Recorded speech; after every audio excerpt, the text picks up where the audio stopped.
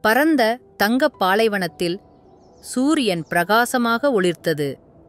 மணல் கண்கள் எட்டிய தூரம் வரை பரவியிருந்தது. குன்றுகளுக்கு இடையில் ஒரு ஒட்டகம் அமைதியாக தனது சுமையை சுமந்து மெதுவாக நடந்து கொண்டிருந்தது. பாலைவனம் அமைதியாக இருந்தாலும் வாழ்க்கை மெதுவாகவும் சீராகவும் நகர்ந்து கொண்டிருந்தது. ஒருநாள் திடீரென மணல் புயல் வந்தது. காற்று மிக வேகமாக வீசியது. மணல் சிறிய அலைகள் போல சுழன்றது. மற்ற விலங்குகள் எங்கு செல்ல வேண்டும் என்று தெரியாமல் பயந்து ஓடின. ஆனால் ஒட்டகம் அமைதியாக இருந்தது. கவனமாக ஒரு பாதுகாப்பான பாதையை கண்டுபிடித்து மற்ற விலங்குகளை குன்றுகளுக்கு பின்புறமிருக்கும் சிறிய பாதுகாப்பான இடத்திற்கு வழிநடத்தியது. புயல் முடிந்த பிறகு எல்லா விலங்குகளும் பாதுகாப்பாக இருந்தனர் மற்றும் நன்றியுடன் இருந்தனர். விரைந்து ஓடுவதோ பயப்படுவதோ உதவாது என்பதை அவர்கள் உணர்ந்தனர்.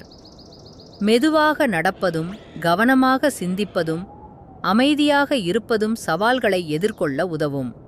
பிறகு ஒட்டகம் ஒரு சிறிய பசுமை இடத்தை அடைந்தது. புதிய தண்ணீர் மற்றும் பச்சை தாவரங்கள் காத்திருந்தன. ஒட்டகம் மெதுவாக ரசித்தது, குடித்தது. அருகே சில பாலைவனப் பறவைகள் மகிழ்ச்சியுடன் சுற்றி சத்தமுடன் பறந்தன. ஒட்டகம் அவற்றுடன் தனது நிழலை பகிர்ந்தது.